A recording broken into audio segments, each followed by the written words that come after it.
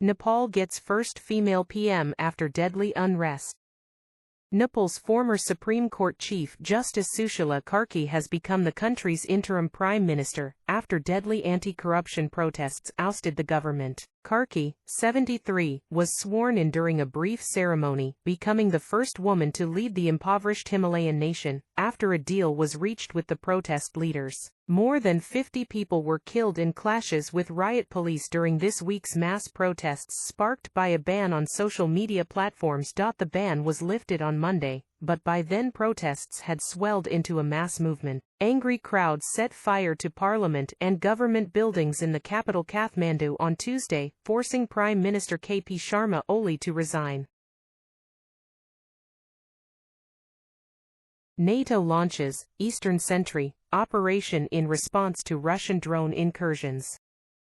NATO has officially initiated Operation Eastern Sentry, a new and critical military initiative designed to significantly strengthen the defensive posture of its eastern flank. This decisive action comes in direct response to a recent series of Russian drone incursions into Polish airspace. The decision to launch this operation underscores the alarmingly heightened tensions between the Western alliance and Russia, as the ongoing war in Ukraine continues to pose spillover risks to neighboring territories. Under Operation Eastern Sentry, NATO will dramatically increase its air patrols, enhance its surveillance capabilities, and strategically deploy additional defensive assets to its eastern member states, with particular focus on those bordering Russia and Belarus. The move serves as a clear and unequivocal signal of NATO's unwavering commitment to collective defense, and its firm determination to deter any further acts of aggression.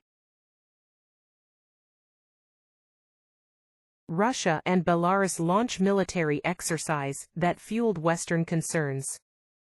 Russia and Belarus on Friday launched a long-planned joint military exercise involving thousands of troops that has raised concern in the West. The exercises, dubbed Zapad 2025, or West 2025, are held in Belarus and Russia and will last through Tuesday. They are intended to showcase close defense ties between Moscow and Minsk, as well as Russia's military might as it fights its 3-year-old war in neighboring Ukraine. The maneuvers follow an incursion of Russian drones into Polish airspace earlier this week, which fueled long-standing fears that the hostilities in Ukraine could trigger a wider conflict. The Russian military said it wasn't targeting Poland, and Belarus suggested drones veered off course. But European leaders described it as a deliberate provocation, forcing NATO allies to confront a potential threat in its airspace for the first time.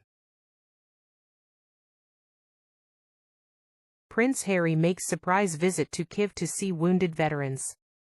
In a significant humanitarian gesture, Prince Harry made an unannounced visit to Kyiv, Ukraine, to show support for wounded soldiers amidst the ongoing conflict. This visit highlights continued international attention and solidarity. Simultaneously, recent satellite images have unveiled widespread destruction across Gaza City, indicating a significant escalation in the conflict between Israel and Hamas, with extensive damage to infrastructure and residential areas. We cannot stop the war, but what we can do is do everything we can to help the recovery process, Harry told The Guardian newspaper of his second visit to Ukraine.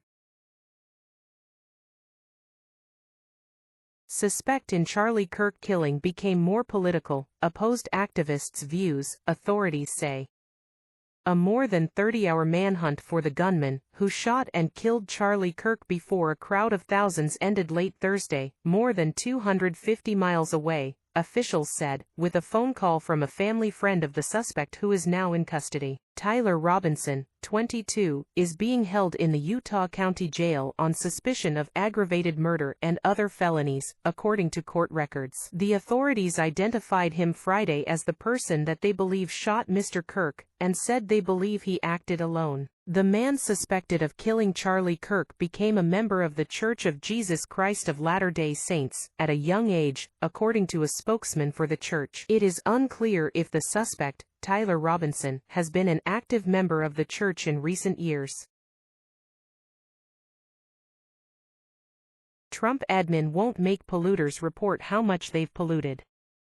The Environmental Protection Agency in its news release said that after a review, it had determined it was not required by law to compel fossil fuel producers and major industrial businesses to report their emissions under the Clean Air Act. Only certain oil and gas facilities, including natural gas pipelines, will still be mandated to report emissions of gases like methane, but can delay reporting those emissions until the year 2034. The Greenhouse Gas Reporting Program has been active since 2010, compelling more than 8,000 facilities and suppliers in the United States to report their climate pollution every year, and uses the data to help shape rules to reduce the amount of pollution in the air. EPA Administrator Lee Zeldin framed the new steps as a move to end burdensome regulations. Consumer sentiment worsens as some economists warn of stagflation. Consumer sentiment in the United States has reportedly taken a turn for the worse, a concerning development that is prompting some economists to issue serious warnings about the potential for stagflation. This undesirable economic phenomenon is characterized by a challenging combination of slow economic growth, high unemployment rates, and persistent, rising inflation, creating a particularly difficult scenario for both policymakers and households across the nation. The observed decline in consumer confidence suggests that Americans are growing increasingly pessimistic about the overall state of the economy, their individual financial situations, and future economic prospects. Factors contributing to this growing apprehension likely include the continuous erosion of purchasing power due to inflation, anxiety surrounding job security in an uncertain market, and broader geopolitical uncertainties impacting global trade and stability. OpenAI reaches new agreement with Microsoft to change its corporate structure.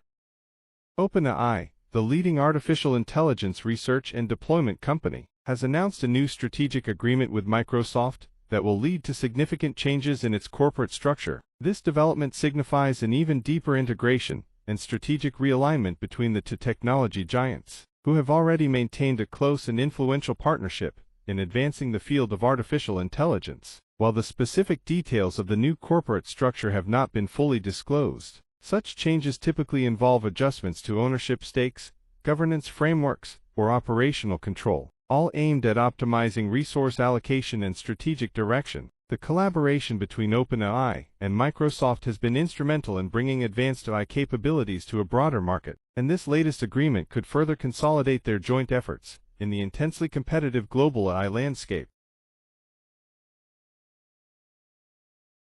Wind and solar now fuel more than a third of Brazil's electricity. EnergyWire Vertical Bar Bogotá, Colombia.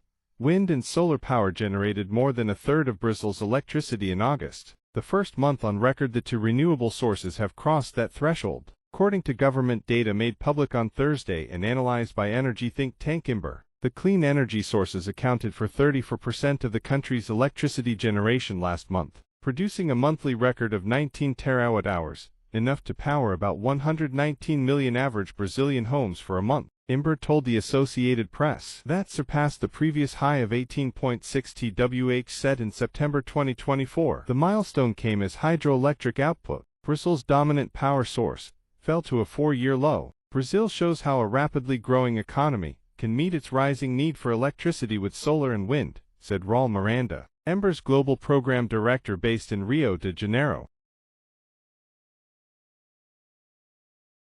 After the craziest race of his life, 16-year-old Cooper Lutkenhouse will make history at the World Athletics Championships. More than 2,200 elite track and field athletes are descending on Tokyo for the upcoming World Championships, but Cooper Lutkenhouse might be the only one to pack homework. No one, not even Lutkenhouse, expected him to be in this position, ahead of the U.S. National Championships, where athletes were competing for a spot on the American team for Tokyo. His goal was simply to make the final. He's determined to give 100% effort, regardless of the result, while also enjoying the chance to race at the pinnacle of his sport. After all, it's not often you have a legitimate reason to ask for 2 weeks away from school. Lutkenhouse is optimistic that, at least this time, his teachers will give him a free pass. I think, hopefully, they're going to understand. Ego Nwodim announces she is leaving SNL. Long-standing and beloved Saturday Night Live cast member Egon Wo-dim has officially announced her departure from the iconic sketch comedy show. Wo-dim, widely recognized for her versatile and dynamic performances, and a host of memorable characters, has been a significant and influential presence on SNL for several successful seasons, contributing immensely to many of the show's most popular and acclaimed sketches. Reasons for her departure were not immediately disclosed to the public, but it is a common and well-established practice for SNL cast members to transition to other high-profile projects in film, television, or stand-up comedy after a successful and impactful run on the show. Her departure will undoubtedly lead to widespread speculation about who might fill her prominent role and what new comedic talent might emerge in the upcoming season, as SNL continues its enduring tradition of rotating and refreshing its talented cast members.